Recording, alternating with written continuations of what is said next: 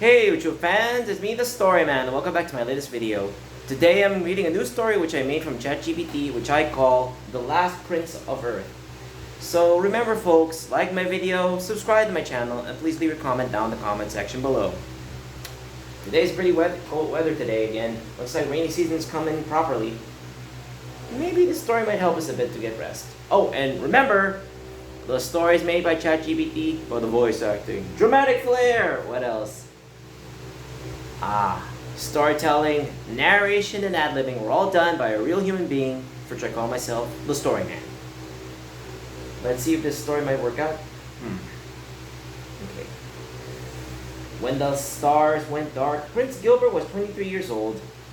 He was not supposed to become king. He was the second son of the House of Aurel, a constitutional royal family whose influence had been long ceremonial. His older brother, Prince Adrian, was heir to the throne. Gilbert had been expected to spend his life studying mathematics, military history, engineering, and political theory.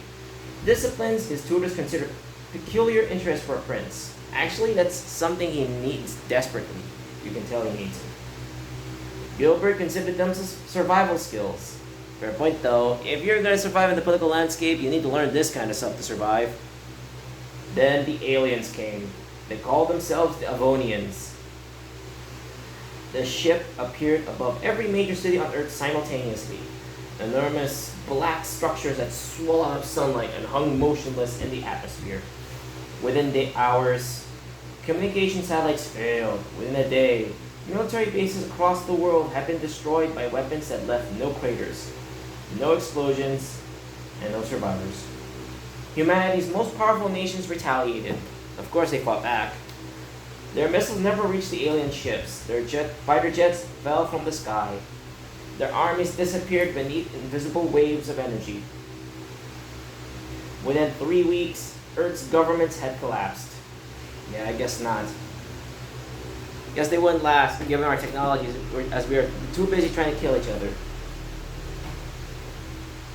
Gilbert's family was in the royal citadel when the final attack came. The palace shook, a window shattered. His father, King Edric, looked at his sons and knew what had happened. London has fallen, he said quietly. Oh, they're in England, okay. Adrian stood beside him, blood running from his forehead. What about the other governments? Paris, Washington, Beijing, Delhi, Moscow. Things fall. All gone. Like if you heard that and you're the last, your blood will go cold. Gilbert looked toward the enormous window overlooking the capital. Fires burned between the towers. What do they want? He asked. His father expression hardened. Everything. That's what he said. That night, the Avonians destroyed the palace. King Edric and Prince Adrian were killed. Gilbert survived because he had been in the underground engineering tunnels beneath the palace, studying an ancient hydroelectric system built 2 centuries earlier. When he emerged, there was no government left, no parliament, no military command, no recognized head of state. Oh boy. Only scattered human communities hiding underground in mountains, forests, ships, and abandoned cities. Gilbert was the last surviving member of the royal house, and therefore, by ancient law, still technically governing the kingdom, he was king. The last king, the only king. He's all that's left. But there was no kingdom left to rule, there was only Earth. For the next 6 months, Gilbert disappeared, vanished off the face of the earth. No one's seen him. The Avonians assumed humanity was finished. That was their first mistake. Gilbert gathered scientists, engineers, soldiers, programmers, doctors, farmers, pilots, and anyone who had survived. To get all that, you'll need all that kind of stuff. Scientists to research new technology, engineers to build it, soldiers to fight, programmers to fix the data, doctors to heal wounds, farmers to grow food, and pilots to man the ships.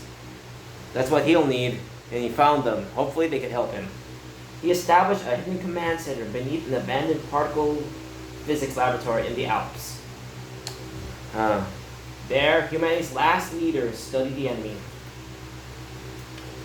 He is all that's left. He is the last remaining heir to the throne and the only last ruler on earth. Just him. He didn't begin with weapons. He began with questions. Why did the Avonians destroy cities but leave some rural settlements untouched? Good point though. Why did their ships remain stationary? Why did their weapons behave differently depending on Earth's magnetic field? You can imagine how weird that is. Looks like he's beginning to ask questions on how they work, how to kill them, and what makes them tick. And most importantly, why had the Avonians never attacked the oceans? There's nothing there, but that's a good point though. They need resources. War is important. Oh wait. Just a little, sorry about that. Just doing a little family thing. But don't worry, it's done. I'll continue the story. Let's see where we are. I wondered why the Avonians never attacked the oceans. It's an important resource is correct though. Water is the most important thing a planet would ever offer. You need to drink. If possible. Gilbert covered an entire wall with maps. His advisors watched as he connected the evidence.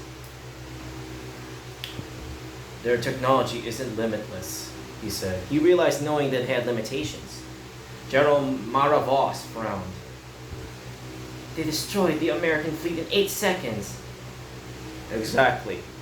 I don't understand. I can answer that. That exchange is kind of usual. Let's see. They pointed to the Atlantic. They could have destroyed every ship simultaneously. They didn't. He's right point. They only destroyed the American, but they didn't destroy all of them at once. She asked this. Why? Because they need to calculate something. He turned towards the scientist. Their weapons require enormous amounts of information. They predicted movements before they strike. That's why our missiles failed. They weren't faster than us. He smiled faintly. They were thinking ahead. Indeed, to defeat an army, you don't have to fight harder and more efficiently. You have to fight smart. That's how they were able to beat them. They outwitted the enemy. They outwitted the Americans. Let's see how they fix this one. Dr. Elias Wren understood first, so we stopped being predictable. Yes. It looks like they had to be unpredictable. Try and make a new pattern. Gilbert began Operation Mirror. Ooh, let's see. Humanity built thousands of decoy transmitters. Some emitted false military signals. Others mimicked aircraft, missile launchers, nuclear reactors, and communication networks. The Avonians attacked them. Every time they did, humans learned something. Their reaction times, their targeting algorithms, their energy requirements, their defensive patterns. For the first time, humanity wasn't fighting, it was studying. To know your enemy, you have to study your enemy. You don't have to fight them hard all the time. Then Gilbert made his second discovery. The Avonian ships were connected, not physically, mentally. A telepathic link. Okay. A hive mind. Every ship shared information with the others. Destroy one ship, and the remaining fleet adapted instantly. But there was a weakness. One weakness. Information took time to travel between them. It takes a few milliseconds. Normally meaningless. To Gilbert, they were an eternity. Indeed. He designed a weapon that didn't need to destroy an Avonian ship. It only needed to make the ships disagree. Try to confuse them. Try to trick their hive mind. That's smart though. On the night of the attack, thousands of human drones emerged from underground launch sites. The Avonian fleet reacted, of course. Every alien ship received the same impossible situation. Hundreds of targets appearing to occupy the same space. The ships calculated. They recalculated. And then they communicated. And recalculated again. The Avonian network became overwhelmed by contradictory information. Confused the enemy. Confused the AI. Looks like their programming is having a hard time to concentrate. For 11 seconds, the alien fleet stopped moving. 11 seconds. Gilbert had spent months preparing for those 11 seconds. Human weapons launched from hidden bases around the world. Not nuclear missiles, but electromagnetic pulses designed specifically for the data gathered during Operation Mirror. That's actually smart though.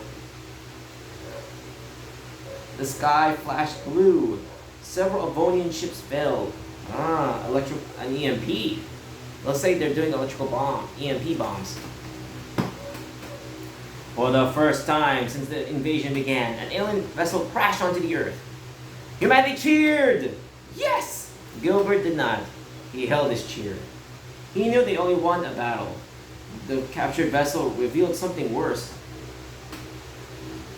The Devonians had not come alone. Their invasion fleet was only the first wave. A second fleet was approaching from the outside of the solar system. It was larger. Much larger. Very large. Gilbert stared at the projection in silence. General Frost whispered, "Can we stop that?"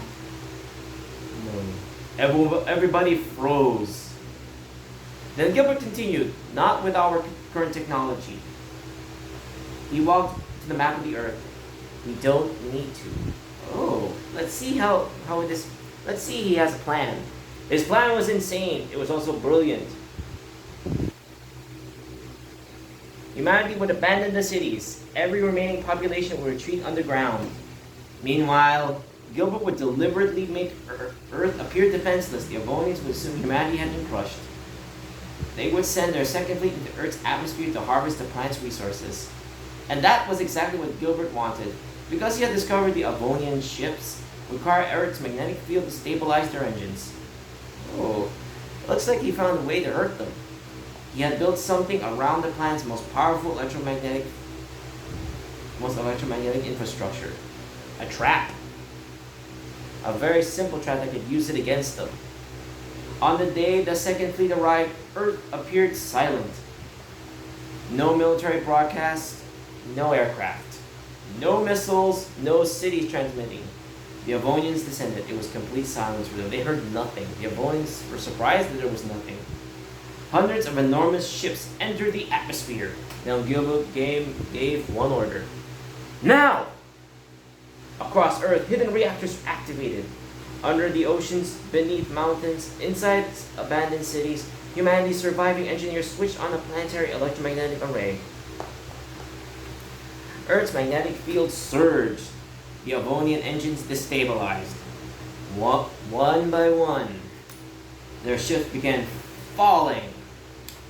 The aliens tried to escape. They couldn't.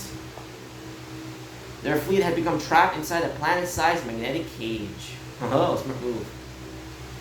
Gilbert then transmitted a message to every Avonian ship. Not a threat, not a declaration of war, a calculation. He showed them exactly how many of their ships remained, exactly how long their engines could survive, and exactly how much damage humanity could still inflict. Aha! Not a threat, somewhat. Statements. And a negotiation. Then he showed them something else. A second human fleet. It was tiny, only a few hundred ships, but they had been built from captured Avonian technology. The Avonians finally understood. Humanity had learned. Their commander transmitted a single message. "You are primitive." Gilbert stood before the communications console. Perhaps. He looked through the window at the Earth. But primitive things can still adapt. Indeed. We've learned how to harvest fire, and look where we are now. The Avonians surrendered. Not because humanity was stronger. Humanity wasn't stronger. It wasn't. It was weaker in almost every measurable way. The humans survived because Gilbert understood something the Avonians never have. Intelligence was not merely knowing more. It was knowing what to do with what you knew. The invasion ended 3 days later. Years afterward, while humanity rebuilt its cities and formed a new planetary government, Gilbert refused absolute power. He remained king, but only as a symbol. The first ruler of a united Earth, the last prince of the old world, and the leader who had saved the new one. Children eventually learned his story in school. They remembered the battles, the fallen cities, the alien ships, the impossible victory. But Gilbert's favorite lesson was simpler. Whenever someone asked him how he had defeated an enemy with technology centuries ahead of humanity's, he always gave the same answer. I didn't defeat them with better weapons. He would smile. I defeated them by refusing to fight the war they expected me to fight. That's some words of wisdom. He fought in a way they didn't expect it. They thought they would fight fighting with missiles and weapons. Gilbert fought with intuition, wit, and technology and calculation.